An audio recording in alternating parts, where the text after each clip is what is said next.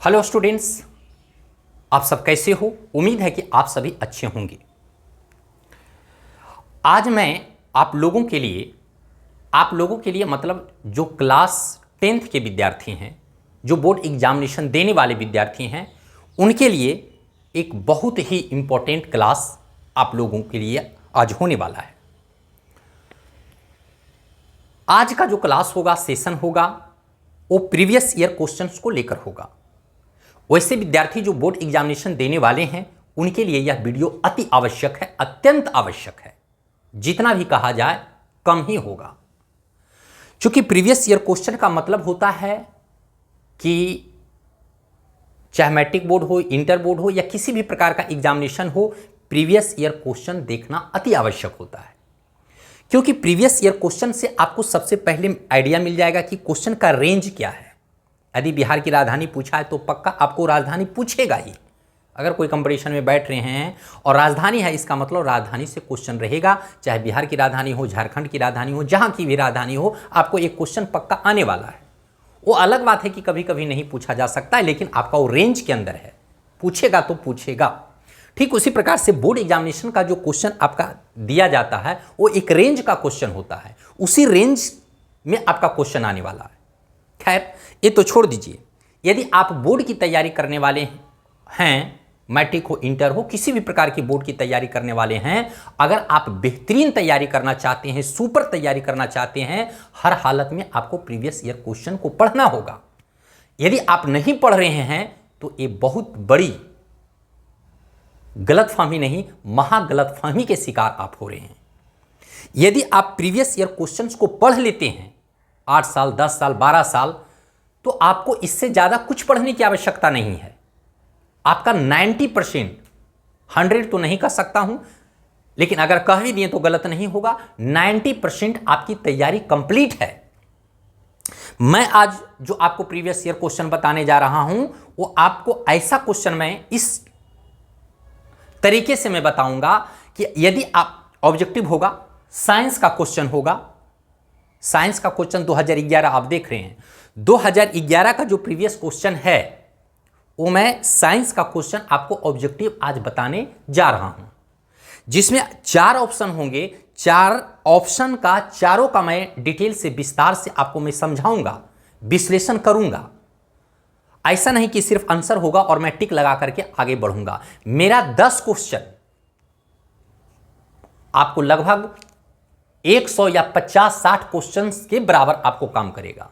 आप धैर्य से, दिल थाम कर आप इस वीडियो को आप अंत तक देखें।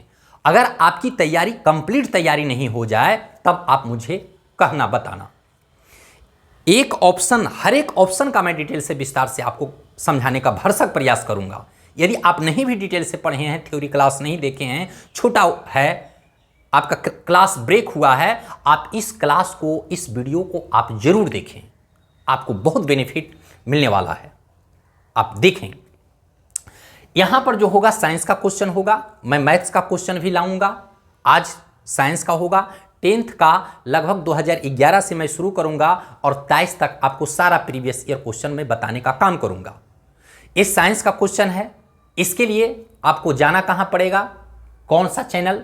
तो श्याम्स एकेडमी। श्याम्स एकेडमी पर आपको मैथ्स भी मिल जाएगा, साइंस भी मिल जाएगा, नाना प्रकार के बहुत सारे कुछ मिल जाएंगे। लेकिन यदि आप साइंस स्पेशल देखना चाहते हैं तो श्याम्स साइंस एकेडमी है, उस पर आप देख सकते हैं। स्पेशल साइंस है तो साइंस। अभी फिलहाल 2 आपको चैनल आपको हमारा मिल जाएंगे। एक आपका श्याम्स एकेडमी, जिस पर सभी प्रकार के वीडियो होंगे, मैथ्स का, साइंस का, और भी वीडियो मिल सकते हैं। लेकिन जहां तक साइंस का सवाल है तो श्याम्स साइंस पर आपको स्पेशल साइंस देखने को मिलेगा। तो ये वीडियो श्याम्स एकेडमी पर भी मिल जाएगा और श्याम्स साइंस पर भी मिल जाएगा, क्योंकि ये साइंस का है। ठीक है। जब मैं मैथ्स का बताऊंगा तो आपको वो सिर्फ श्याम्स एकेडमी पर फिलहाल मिलेगा। तो श्याम्स साइंस या श्याम्स एकेडमी, जैसा आपको जरूरत पड़ेगा, दोनों चैनल को आप सब्सक्राइब कर लीजिएगा, ताकि जितना भी वीडियो मैं डालूं या उस पर है, सारा का आपके पास नोटिफिकेशन या आप देख पाएंगे, उसको देख सकते हैं। तो कहने का मतलब है 2011 का मैं आज साइंस बताने जा रहा हूं, डिटेल से बताऊंगा, विश्लेषण करके बताऊंगा। आप धैर्यपूर्वक इसको आप देखें। एक क्लास किसी का 10 क्लास के अगर बराबर नहीं हो जाए तब आप मुझे कमेंट में आप बताना। तो आज जो क्वेश्चन है 2011 का प्रीवियस क्वेश्चन साइंस का है। कभी भी आप अगर एग्जाम देने, चूंकि प्रीवियस है, कभी भी एग्जाम देना हो प्रीवियस ईयर क्वेश्चन आप जरूर पढ़ें और अच्छी तरह से पढ़ें। अगर कुछ नहीं पढ़े हैं प्रीवियस ईयर समझ कर करके पढ़ लीजिए। आपको 90% मैं दावे के साथ कह सकता हूं 90% आपकी तैयारी परफेक्ट हो जाएगी। तो मैं आज शुरू करने वाला हूं। देख लीजिए प्रीवियस ईयर क्वेश्चन है। पहला क्वेश्चन है हीलियम कैसा तत्व है। लेकिन उससे पहले हेलो, गुड मॉर्निंग, नमस्कार, सत श्री अकाल, राम राम, आदाब। आई होप कि आप सभी अच्छे होंगे, मस्त होंगे, तंदुरुस्त होंगे, जबरदस्त होंगे, स्वस्थ होंगे और अपनी परीक्षा की तैयारियों में व्यस्त होंगे। तत्पश्चात श्याम्स एकेडमी की ओर से आप सभी को अमन नमन चमन और मैं श्याम नंदन आप सभी को करता हूं हार्दिक अभिनंदन। पहला क्वेश्चन आपका दिया हुआ है कि हीलियम कैसा तत्व है। पहला जो क्वेश्चन आपका दिया हुआ है कि हीलियम जो है कैसा तत्व है। तो सबसे पहले आपको यहां पर दिया हुआ है ऑप्शन। हीलियम कैसा तत्व है? अक्रिय है, क्रियाशील है, सक्रिय है, उदासीन है। बंधु, आपको पता होनी चाहिए कि हीलियम जो है अक्रिय गैस है। आप बताएंगे। देखिए, सबसे पहले जो क्वेश्चन मैं ऑब्जेक्टिव करा रहा हूं, आपका काम क्या होगा कि सबसे पहले आप वीडियो को पॉज कर करके आप पहले इसको खुद से बनाइए। यदि ना समझ में आए या समझ में आए भी, उसके बाद आप टोटल कंप्लीट इसको देखिए। इससे क्या होगा, आपका टेस्ट का भी काम हो जाएगा और आप इसको सीख भी जाएंगे। यदि जो क्वेश्चन आप नहीं बना पा रहे हैं, समझ रहे हैं, वो सीख जाएंगे। और सबसे पहले आप देखिए कि हम जो मार रहे हैं क्वेश्चन, उसमें जो टिक लगा रहे हैं वो हमारा कितना सही जा रहा है। तो इससे आपका आंकड़ा भी मिल जाएगा। टेस्ट का टेस्ट भी हो गया, प्रीवियस ईयर क्वेश्चन भी हो गया, तैयारी भी हो गया। यहां पर है हीलियम कैसा तत्व है। ऑप्शन है अक्रिय है, क्रियाशील है, सक्रिय है, उदासीन है।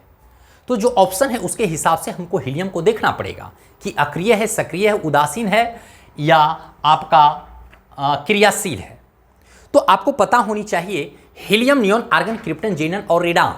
हीलियम, आपका helium, neon, helium neon, argon, krypton, xenon और radon. Helium, neon, argon, krypton, xenon और radon. Helium, neon, argon, krypton, xenon और रेडान, ये जो आप देख रहे हैं ये सभी अक्रिय गैस हैं। आपको 6 अक्रिय गैस पढ़ना है। Helium, neon, argon, krypton, xenon और radon. Helium, neon, argon, krypton, xenon और रेडान, ये 6 अक्रिय गैस है। इसको एकदम कंठस्थ कर लीजिए, एकदम कंठ में, टंग पर इसको बैठा लीजिए। इतना इंपॉर्टेंट है। Helium, neon, argon, krypton, xenon और radon. Helium, neon, argon, krypton, xenon और रेडान बहुत इंपॉर्टेंट है। इसमें हीलियम भी पूछ सकता है, नियॉन, आर्गन, क्रिप्टन, जेनन कुछ भी पूछ सकता है। क्योंकि जब अक्रिय गैस पूछ दिया तो समझ लीजिए कि आपका अक्रिय जो है आपका क्वेश्चन का रेंज है।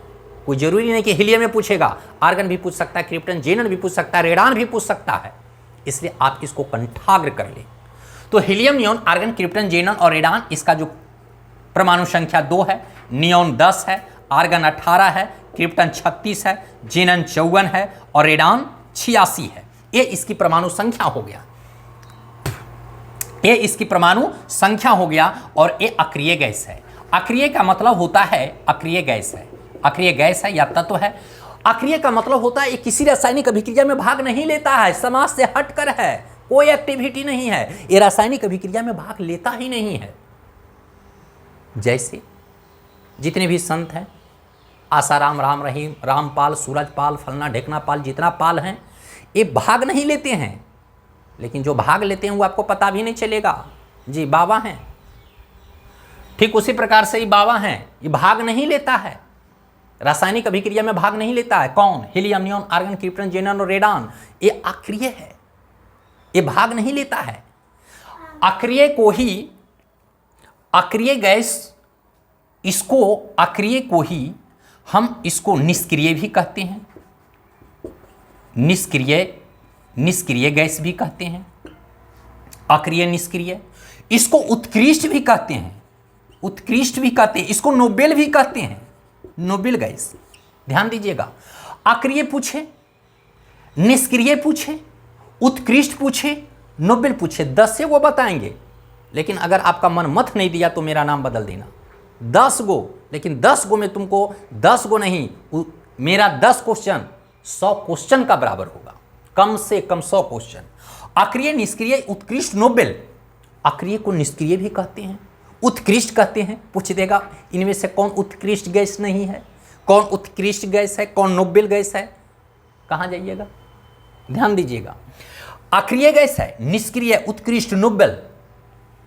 अक्रिय को अक्रिय गैस भी कहा जाता है, निष्क्रिय कहा जाता है, उत्कृष्ट कहा जाता है, नोबेल कहा जाता है। Helium, neon, argon, krypton, xenon और रेडान, ये 6 जो है अक्रिय गैस हैं। इसको आप याद रखिएगा। यहाँ कह रहा है कि हीलियम कैसा तत्व है, अक्रिय तत्व है, यानी option number first is the correct हो जाएगा। अक्रिय है, आपका क्रियाशील नहीं, क्रिया कोई रासायनिक अभिक्रिया में भागे नहीं लेता है, तो क्रियाशील कहाँ से आ जाएगा। और ये सक्रिय, सक्रिय का मतलब वही सक्रिय, एक्टिव होना, ये भी नहीं है, उदासीन भी नहीं, आपका क्या होगा, अक्रिय होगा। इसको आप याद रखिएगा, इसको आप क्या रखिएगा, याद रखिएगा कि हीलियम कैसा गैस, कैसा तत्व है। इसको याद करने का जो और एक शॉर्टकट जो तरीका है मैं वो भी बता देना चाहूंगा। हीना आकर एक्सरे, हीना आकर एक्सरे, ही से हीलियम, ना से आपका हो जाएगा नियोन, आ से आर्गन, कर का कर आपका हो जाएगा क्रिप्टन, एक्स से आपका हो जाएगा जेनन, एक्सीजेनन, आर से हो जाएगा रेडान। हीना आकर एक्सरे, फॉलो, दिल थाम के, हीना आकर एक्सरे, ही से हीलियम, ना से नियोन, आ से आर्गन, कर से क्रिप्टन, एक्स से जेनन, रे यानी आर से radon. Helium, neon, argon, krypton और helium, neon, argon, krypton, xenon और रेडान, ये 6 अक्रिय गैस हैं जो किसी भी रासायनिक अभिक्रिया में भाग नहीं लेता है। आसाराम, राम रहीम, रामपाल, सूरजपाल, जितने भी पाल हैं और राम लग गया, उस समझ लीजिए कि वो डेंजर है, उससे बच के रहिएगा। लेकिन फिर भी नहीं बचिएगा, हिंदुस्तान के हैं, नहीं बचिएगा। हाँ, कोई सवाल नहीं। और इसका लाभ उठाइए, इसका लाभ हम भरपूर लाभ उठाते हैं, आपको यकीन नहीं होगा। दुर्गा पूजा आता है, दुर्गा पूजा हो गया, कोई भी मेला लग गया, मेला वाला समय में पक्का मैं इसका इस्तेमाल कर लेता हूं। जिसका लाभ मिल रहा है उसका इस्तेमाल करना आपका फर्ज है, उसका मैं इस्तेमाल कर लेता हूं। जैसा ही मेला आया, मेरे गांव के बगल में मेला लगता है, मेरे गांव से होकर के सैकड़ों हजारों लोग मेला देखने के लिए जाते हैं। कुछ नहीं, हिंदुस्तान है, फ़ायदा उठा लेते हैं। क्या करते हैं, कुछ नहीं, साफ़ सुथरा एगो ईंटा लिए, धो दिए, 5 गो उसमें सिंदूर का टीका लगा दिए, अच्छत छीट दिए। अब पूंजी लगाइए, मनी बिगेट्स मनी, धन से धन कमाया जाता है। पूंजी 1-2 रुपया, तो जैसा पूंजी लगाइएगा वैसा ही इनकम होगा। दुनिया में इस संसार का नियम है, सब लूट रहा है। हाँ, आपके पास ताकत नहीं, मेरे पास ताकत नहीं है, हिम्मत नहीं है, उतना कैपेसिटी नहीं, तो कह रहे हैं फलना लूट रहा है। सब लूट रहा है, जिसके पास जितना पूंजी है लूट रहा है। तुम भी लूट रहे हो, हम भी लूट रहे हैं, कौन नहीं लूटे रहा है, सब लूटे रहा है। बशर्ते पूंजी, मनी बिगेट्स मनी, जितना धन लगाया, जितना पूंजी लगाया उतना कमा रहा।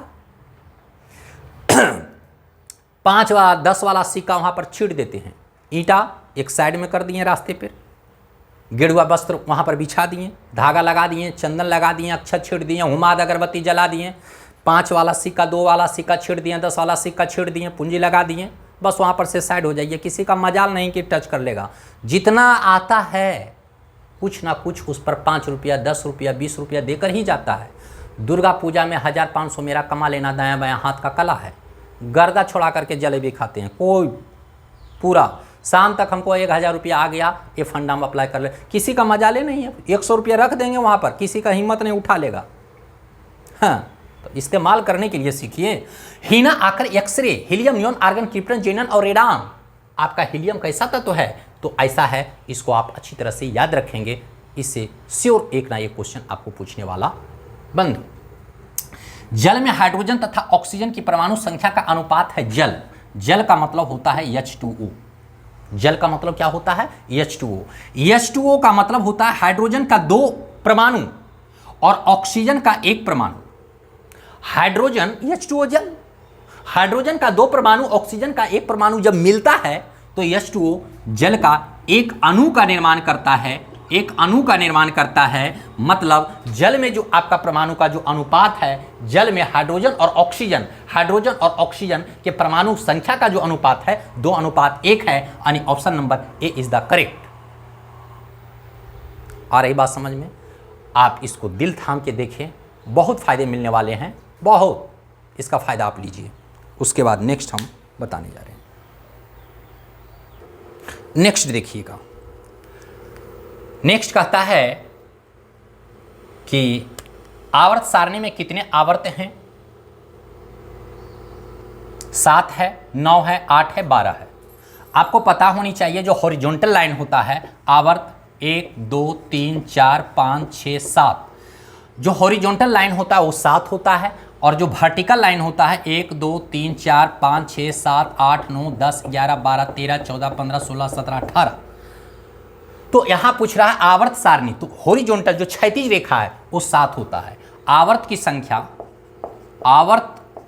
की जो संख्या होती है वो 7 होती है, जबकि वर्ग की जो संख्या होती है, वर्ग कहिए या समूह कहिए, वर्ग कहिए या समूह कहिए, वर्ग या समूह की संख्या कितनी होती है? 18। मतलब जो पड़ा लाइन होता है वो 7 होता है, जिसको हम आवर्त कहते हैं कि संख्या 7 होती है, और जो खड़ा होता है उसको वर्ग कहते हैं या समूह कहते हैं कि संख्या 18 होती है। इसमें कह रहा है कि आवर्त सारणी में कितने आवर्त होते हैं, वो आपका 7 हो जाएगा। Option number 7 is the correct. और आप यहाँ पर देख सकते हैं कि आवर्त में हॉरिजॉन्टल लाइन कितने हैं, और आपका हॉरिजॉन्टल और वर्टिकल।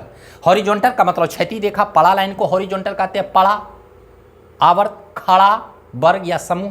तो वर्गों या समूहों की संख्या यदि पूछे तो 18, और आवर्त की संख्या पूछे तो 7। याद रखिएगा बखूबी। अगर इसमें आपका आवर्त पूछ रहा है तो हो सकता है कि आपको वर्ग भी पूछ दे, तो दोनों में बता रहा हूं। तो आवर्त की संख्या 7 हो जाएगी, वर्ग या समूह कहेगा तो 18 हो जाएगी। ध्यान दीजिएगा। सिलिका क्या है? सिलिका जिसको हम रेत कहते हैं, क्वार्टज कहते हैं। सिलिका को क्या कहते हैं? हम रेत कहते हैं। सिलिका को रेत कहते हैं या क्वार्टज कहलाता है। सिलिका को रेत या क्वार्टज कहा जाता है। और सिलिका आपको पता होनी चाहिए कि सिलिकॉन और ऑक्सीजन से मिलकर बना है सिलिका, जिसको SiO2 कहते हैं, सिलिकॉन डाइऑक्साइड। तो सिलिका जो होता है, SiO2 जो होता है, इसमें आपको क्या कहता है? धातु, अधातु, उपधातु, नन, इनमें से कोई नहीं होगा। ना तो ये धातु है अधातु, ना तो उपधातु, ये नन हो जाएगा। इनमें से कोई नहीं। सिलिकॉन और ऑक्सीजन से मिलकर के बना होता है सिलिका, जो चमकता है, जिसको हम रेत कहते हैं, बलुआ वाला रेत कहते हैं, क्वार्टज कहते हैं, चमचमाता है, उसी को सिलिका कहते हैं। तो इसमें से नन हो जाएगा। यहाँ पर कहता है OH का क्रियाशील मूलक कौन है? OH का क्रियाशील मूलक कौन है? आपको पता होनी चाहिए। OH जो बॉन्ड होता है, OH जो बॉन्ड होता है वो अल्कोहल का होता है, अल्कोहल। और बॉन्ड CHO जो होता है वो एल्डिहाइड होता है, एल्डिहाइड होता है। और बॉन्ड COOH जो होता है वो कार्बोक्सिलिक अम्ल होता है, कार्बोक्सिलिक अम्ल होता है। याद रखिएगा, इसको याद रखिएगा। बॉन्ड OH अल्कोहल कहलाता है, बॉन्ड OH अल्कोहल होता है, CHO एल्डिहाइड होता है, COOH कार्बोक्सिलिक अम्ल कहलाता है। ये तीनों आप याद रखिएगा, इंपॉर्टेंट में से है। यहां पर कहता है बॉन्ड OH का क्रियाशील मूलक कौन है, तो क्रियाशील मूलक इसका कौन है बता सकते हैं? Alcohol. Option number C is the correct. तो बॉन्ड OH का क्रियाशील मूलक कौन हो जाएगा? अल्कोहल हो जाएगा। अगर कहता CHO का क्रियाशील मूलक कौन होगा तो एल्डिहाइड हो जाएगा। अगर पूछेगा बॉन्ड COOH का क्रियाशील मूलक कौन होगा तो कार्बोक्सिलिक अम्ल हो जाएगा। आई बातें समझ में? तो आप ध्यान से देखिए, धैर्य दिल थाम कर समझिए, समझने का प्रयास कीजिए। बहुत मन और इंटरेस्ट कहानियों के साथ मैं क्लास को आपको भरपूर एंजॉय के साथ मैं देने वाला हूं। अगला क्वेश्चन है, कहता है प्रकृति में ऑक्सीजन का संतुलन, प्रकृति में ऑक्सीजन का संतुलन यानी बैलेंस कैसे बना रहता है? जो प्रकृति है इसमें ऑक्सीजन का संतुलन कैसे बना? सारा जीव जंतु तो ऑक्सीजन लेता है, तो फिर घटता कैसे नहीं है? कम हो जाना चाहिए ना। जितने भी जीवधारी हैं, जितने भी जीव जंतु हैं, ऑक्सीजन लेता है और कार्बन डाइऑक्साइड छोड़ता है। तो ऑक्सीजन लेता है और कार्बन डाइऑक्साइड छोड़ता है, तो कार्बन डाइऑक्साइड का तो मात्रा भर जानी चाहिए, पूरी हो जानी चाहिए। वो तो घट जानी चाहिए ऑक्सीजन, कार्बन डाइऑक्साइड पूरा भर जाता, मनुष्य अकबका करके मर जाता। लेकिन ये बैलेंस कैसे होता है, ध्यान दीजिएगा, please try to understand, listen to me. प्रकृति में ऑक्सीजन का संतुलन कैसे बना रहता है, फिर ऑक्सीजन कैसे बैलेंस रहता है। अगर सभी जीव जंतु ऑक्सीजन लेते हैं और कार्बन डाइऑक्साइड छोड़ते हैं तो ऑक्सीजन लेने वाला सब है, कार्बन डाइऑक्साइड छोड़ने वाला, तो कार्बन डाइऑक्साइड तो पूरा भर जाता, ऑक्सीजन खत्म हो जाता, लेकिन फिर भी बैलेंस है। और कैसे बैलेंस होता है, ध्यान से सुनेंगे, दिल थाम के रहिए, जाइएगा नहीं, हटिएगा नहीं, और हाँ सबके पास शेयर कीजिएगा। वैसे विद्यार्थी जो किसी कंपटीशन में बैठने वाले हैं, 10वां वाला ज़्यादा उसका ज़रूरत है, अगर वो देख लिया तो दीवाना और पगलाहा हो जाएगा, और उसका ज़रूरत है, नहीं देखेगा तो उसका उपाय भी नहीं है, उसको भी देखने के लिए बोल देना। हाँ 10वां का है, लेकिन वो अगर देख लिया तो समझ जाओ कि उसका कोई ऐसा कंपटीशन नहीं है कि वो नहीं निकालेगा। कहता है प्रकृति में ऑक्सीजन का संतुलन कैसे बना रहता है, संयोजन क्रिया, प्रकाश संश्लेषण क्रिया, अपघटन, या इनमें से कोई नहीं।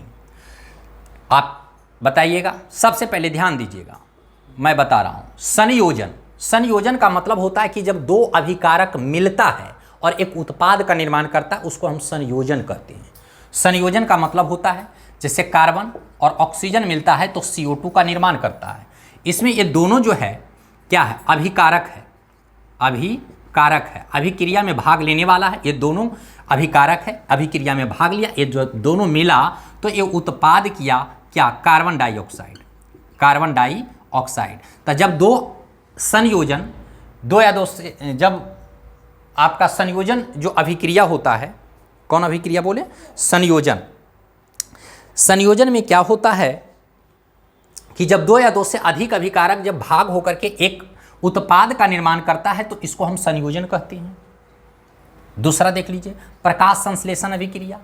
आपको पता होनी चाहिए कि मान लेते हैं ये पौधा है, ये पौधा है, दिख रहा है, नहीं दिख रहा है, यहां पर देख लीजिए, ये पौधा है, ये क्या है, पौधा है। मैंने आपको बताया कि कोई भी जीव जंतु ऑक्सीजन लेता है, ऐसा नहीं कि कार्बन डाइऑक्साइड, कोई नहीं कार्बन डाइऑक्साइड लेता है, सब ऑक्सीजन लेता है। वैसा कोई जीव जंतु है ये नहीं कि वो कार्बन डाइऑक्साइड लेता है, ऑक्सीजन लेता है। बैलेंस कैसे होता है, देखो, पौधा जो है, पौधा प्रकाश संश्लेषण अभिक्रिया, पौधे जो है प्रकाश संश्लेषण अभिक्रिया, ये क्या होता है, पौधे प्रकाश संश्लेषण अभिक्रिया के माध्यम से अपना भोजन बनाता है। होता क्या है, प्रकाश संश्लेषण जो अभिक्रिया होती है वो दिन में होती है। करता क्या है, इसमें जो है प्रकाश संश्लेषण अभिक्रिया में पौधा क्या करता है, कार्बन डाइऑक्साइड CO2 को लेता है, कार्बन डाइऑक्साइड CO2 को लेता है। काहे ले, भोजन बनावे ले, वो श्वसन नहीं करता है, श्वसन ऑक्सीजन करता है। कार्बन डाइऑक्साइड वो भोजन बनाने के लिए गैस के काम करता है। तुम घर में भोजन बनाता है, हाँ, तो कौन गैस लेता है, LPG, तो श्वसन करे लेता है ना, काहे ले, भोजन बनावे ले। पौधा भी जो है CO2 लेता है, काहे ले, श्वसन लेना है, भोजन बनावे ले। तो ये कार्बन डाइऑक्साइड को लेता है और इसकी ये महानता है कि इसको लेता है और ऑक्सीजन को छोड़ देता है बना करके। मतलब ये प्रकाश संश्लेषण अभिक्रिया के जो प्रोसेस होता है, इस प्रोसेस में वो ऑक्सीजन को निकालता है। मैंने कार्बन डाइऑक्साइड को लिया, प्रकाश संश्लेषण अभिक्रिया किया, कार्बन डाइऑक्साइड, हवा से कार्बन डाइऑक्साइड लेता है, सूर्य से प्रकाश लेता है, हीट चाहिए, जमीन से, भूमि से वो जल लेता है, खनिज लवण लेता है, और इतना लेकर के वो प्रकाश संश्लेषण अभिक्रिया करता है और इस दरमियान वो भोजन का निर्माण करता है और ऑक्सीजन को देता है, ऑक्सीजन वो छोड़ता है प्रकाश संश्लेषण अभिक्रिया के दौरान। और यहाँ पर जो मनुष्य होता है, यहाँ पर क्या होता है, मनुष्य जो होता है, वो मनुष्य होता है, वो क्या करता है, ऑक्सीजन को लेता है और एक कार्बन डाइऑक्साइड को छोड़ता है। तो ये ऑक्सीजन मनुष्य जितने भी जीव जंतु है ये ऑक्सीजन लेता है और कार्बन डाइऑक्साइड को छोड़ता है। पौधा का जरूरत CO2 को कब पड़ता है? पौधा का जरूरत CO2 का जरूरत जो है दिन में पड़ता है, भोजन बनाने के क्रम में पड़ता है, प्रकाश संश्लेषण अभिक्रिया के दौरान पड़ता है। तो ये कार्बन डाइऑक्साइड लिया, ऑक्सीजन छोड़ा और मनुष्य इसको हपक के लपक के खींच लिया, तो ऑक्सीजन ले लिया, कार्बन डाइऑक्साइड। इसी तरीके से प्रकृति में जो है आपका संतुलन किसका? ऑक्सीजन का संतुलन बना रहता है। इन्हें सोचिया कि कार्बन डाइऑक्साइड पौधा खींच रहा है ना, भूल भुलैया। दिन में कार्बन डाइऑक्साइड वो भोजन बनाने के लिए लेता है, प्रकाश संश्लेषण अभिक्रिया के लिए। आप रात में जाइए ठंडे के मौसम में, गर्मी में ना पता चलेगा, रतिया में जाइए ठंड हवा में, जब पौधा के पास जाइएगा तो गर्म लगेगा। काहे ले? कार्बन डाइऑक्साइड छोड़ता है, ऑक्सीजन ले रहा है और कार्बन डाइऑक्साइड छोड़। इसलिए रात में कभी भी पौधों के नीचे नहीं सोनी चाहिए, दिन में सोनी चाहिए, क्योंकि वो दिन में ऑक्सीजन की मात्रा ज़्यादा, चूँकि ये प्रोसेस में ऑक्सीजन अधिक निकलता है तो ठंडा लगता है और एनर्जी मिलता है। आप दिन में जाइए ठंडा लगेगा, काहे ले एसी फेसी कोई ज़रूरत नहीं है। कितना काफ़ी गर्मी पड़े ना, आप जाइए ना पौधों के नीचे, आपको ठंडा फीलिंग होगा। वो एकदम चिली वाला ठंडा नहीं कि कनकना देगा, लेकिन आपको ऐसा कि कंफर्टेबल फीलिंग होगा। तो इस तरीके से प्रकृति में जो है CO2 यानी आपका O2 ऑक्सीजन का बैलेंस बना रहता है। इसलिए अधिक से अधिक पेड़ पौधे लगाइए ताकि प्रकृति में ऑक्सीजन बैलेंस भी रहे। टेम्परेचर कम बढ़ रहा लो ना, टेम्परेचर पेड़ पौधा कट रहा है, बढ़ रहा है, लगाइए। हम लगा दिए हैं, नेट पछुए में लगा दिए 100 पेड़। हाँ, हम अपन कोर्स कंप्लीट 10-12 साल की उम्र में 100 पेड़ अभी भी है, तो हम उस सब काम में देरी नहीं करते हैं। आप लोग अपना काम कीजिए। तो बैलेंस बनाता है ये संयोजन अभिक्रिया, जब 2 या 2 से अधिक अभिकारक मिलकर करके एक उत्पाद का निर्माण करता है कार्बन डाइऑक्साइड, तो इसको हम संयोजन कहते हैं। प्रकाश संश्लेषण ये अभिक्रिया आपको बता दिए। अपघटन क्या होता है? अपघटन का मतलब होता है कि कोई भी जीव जंतु जब मर गया तो उस पर सूक्ष्म जीव जो है उस पर क्या करता है, उसको सड़ाता गलाता तोड़ता है। इसी प्रोसेस को, इसी अभिक्रिया को अपघटन कहते हैं। क्या कहते हैं? अपघटन कहते हैं। तो ये अपघटन हो गया, ये प्रकाश संश्लेषण। अगला देखिए, पौधों में श्वसन क्रिया के अंतर्गत ADP के टूटने से कितनी ऊर्जा मुक्त होती है? बताइए। 30.5 kilo joule, 305 kilo joule, 3.5 kilo joule या नन, इनमें से क्या होगा? सबसे पहले देखिए ADP जो होता है, ADP का मतलब होता है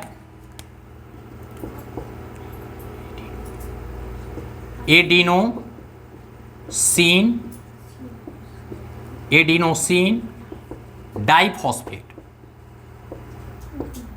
2 चीज आपको मिलेगा, एक ADP मिलेगा और एक ATP मिलेगा। ADP का मतलब होता है एडिनोसिन डाइफॉस्फेट। इसका दूसरा नाम एडिनोसिन पायरोफॉस्फेट। ADP का एडिनोसिन डाइफॉस्फेट या एडिनोसिन, इसका दूसरा नाम एडिनोसिन पायरोफॉस्फेट भी कहते हैं। एक्चुअली होता क्या है? एडिनोसिन जो डाइफॉस्फेट होता है आपका, एडिनोसिन जो डाइफॉस्फेट होता है, इसका काम होता है एक कोशिका से दूसरे कोशिका में ऊर्जा का संश्लेषण करना। ADP का जो काम होता है एक कोशिका से दूसरे कोशिका में ऊर्जा का संश्लेषण करने का काम होता है ADP का। ADP का जो काम होता है ये ऊर्जा का संश्लेषण करता है एक कोशिका से दूसरी कोशिका में। पहला हो गया, फिर दूसरा, फिर दूसरा, इसी तरीके से ऊर्जा का संश्लेषण यानी ऊर्जा का निर्माण करता है ADP। और ये लगभग आपका 30.5 किलो जूल ऊर्जा मुक्त करती है ADP। जबकि ATP जो होता है, ध्यान दीजिएगा, ATP इसका मतलब होता है एडिनोसिन।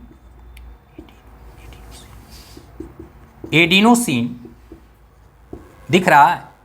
नहीं दिख रहा है तो सुन के लिख लीजिए, adenosine triphosphate. Adenosine triphosphate. ADP और ATP दोनों, ध्यान दीजिएगा, गौर फरमाएंगे, कंफ्यूजन होगा ADP और ATP में। जैसे हमको कंफ्यूजन हुआ करता था बच्चा में, उसी प्रकार से आपको ADP और ATP में कंफ्यूजन होगा। ADP और ATP सुनने में एक ही जैसा लगता है। ADP का मतलब होता है एक कोशिका से दूसरे कोशिका में ऊर्जा का संश्लेषण करना, निर्माण करना, ADP। और लगभग जो है कहता पौधे में श्वसन क्रिया के अंतर्गत ADP के जब टूटता है तो 30.5 किलो जूल ऊर्जा मुक्त करती है ADP, एडिनोसिन डाइफॉस्फेट। इसका दूसरा नाम एडिनोसिन पायरोफॉस्फेट भी कहा जाता है। ATP adenosine triphosphate ATP adenosine triphosphate, इसका काम जो होता है, जब श्वसन क्रिया, जब आप श्वास लेते हैं तो ऊर्जा का निर्माण होता है। भोजन किए, आप भोजन किए तो श्वसन क्रिया तो कंटिन्यू चलता रहता है। भोजन करने के बाद जो हम श्वसन करते हैं तो उससे ऊर्जा मुक्त होती है, और जब ऊर्जा मुक्त होती है तो जो हम वर्क करते हैं उसमें जो खपत होता है वो खपत हो गया। अब बाकी जो बच गया, आप धान गेहूँ उपजाते हैं तो कुल खाइए जाते हैं, नहीं उसको बचता है ना।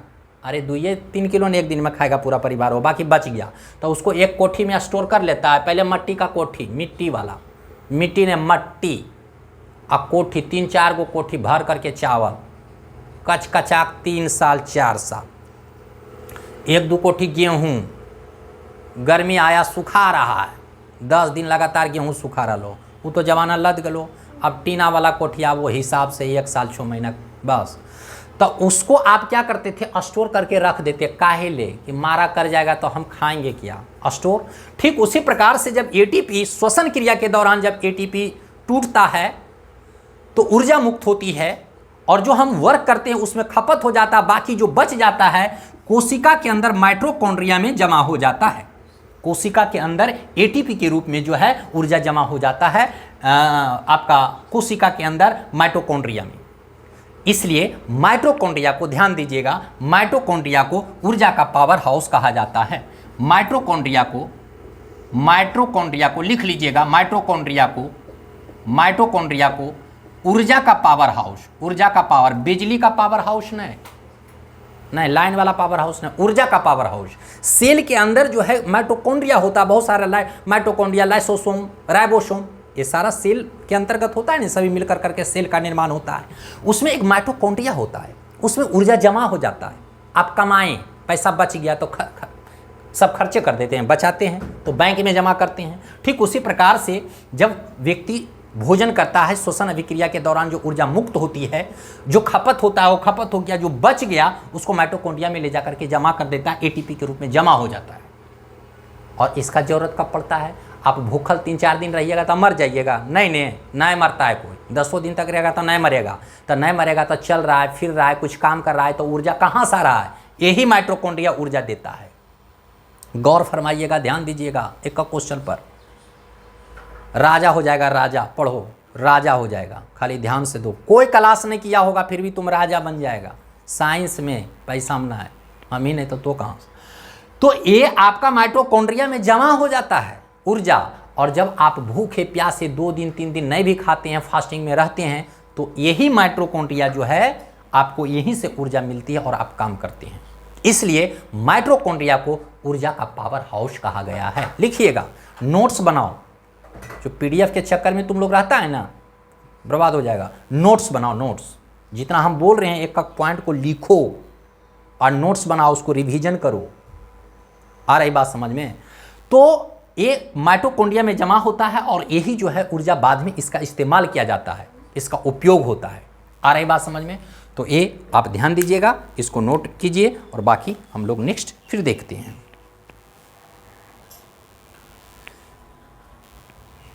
आप लगभग 7 क्वेश्चन हमने सोल्व किया, वो 7 नहीं है, वो 70 है। ठीक है, बशर्ते आप लोग नोट्स बना लीजिएगा, बहुत काम करने वाला है, खास करके जो आप बोर्ड देने वाले विद्यार्थी हैं। लेकिन मैं उस विद्यार्थी को भी आगाह करना चाहता हूं जो कंपटीशन में बैठने वाले हैं। किसी भी प्रकार का कंपटीशन में अगर आप बैठते हैं, उनके पास भी ये शेयर कर दीजिएगा, बहुत लाभ मिलने वाला है। और ऐसे क्वेश्चन पूछा जाता है यार, कंपटीशन में पूछा जाता है, तो उनको भी शेयर कर दीजिएगा। और नोट्स बनाओ, पीडीएफ के फेरा में मत रहो। पीडीएफ कुछ नहीं होता, पीडीएफ में हर एक बात नहीं लिखा जाता है। जो हम बोल रहे हैं हर चीज़ को लिख पाना मुश्किल है। कितना बात हम लिख पाते हैं? नहीं लिख पाते हैं, मुश्किल हो जाता है। जो मैं बोल रहा हूँ उसको नोट्स में लिखो, रिवीजन करो, यही पढ़ने का तरीका है। कभी कुछ नहीं पढ़ा है, कोई दिक्कत नहीं है। जितना मैं बता रहा हूँ 7 क्वेश्चन नहीं 70 क्वेश्चन हो गया है, आप रिवीजन कीजिए। ये आपका 2011 का प्रीवियस ईयर क्वेश्चन है, टोटल 20 क्वेश्चन है उसमें साइंस का, 7 हमने दिया है। तो पार्ट 1 ये हो जाए, इसको हम पार्ट 1 में जो है लिख दूंगा और पार्ट 2 में उसको हम कंप्लीट करवा देंगे। अब तो थोड़ा ज़्यादा टाइम हो जाता है, इसलिए लंबा हो गया। तो ये पार्ट 1 में इसको अच्छी तरह से देख लेना, रिवीजन करना, फिर पार्ट 2 में इसका जो बचा हुआ है उसको मैं दे दूंगा। ध्यान दीजिएगा, फिलहाल हमारे पास 2 चैनल आपका बना हुआ है एक श्याम्स एकेडमी, उस पर सब कुछ मिल जाएगा मैथ साइंस। लेकिन अगर स्पेशल आप साइंस देखना चाहते हैं तो अभी न्यू चैनल उसको हमने बनाया है, आप लोग थोड़ा सा प्यार सम्मान सपोर्ट कीजिएगा। साइंस का ये जो है आपको वहाँ पर भी मिल जाएगा, उसको सब्सक्राइब कीजिएगा, थोड़ा सा शेयर कीजिएगा ताकि हमारा भी हौसला बुलंद रहे। और ऐसे टीचर को थोड़ा सा मौका आप लोग को सपोर्ट करना ही चाहिए। धन्यवाद। फिर हम लोग आप मिलते हैं अगले एपिसोड में।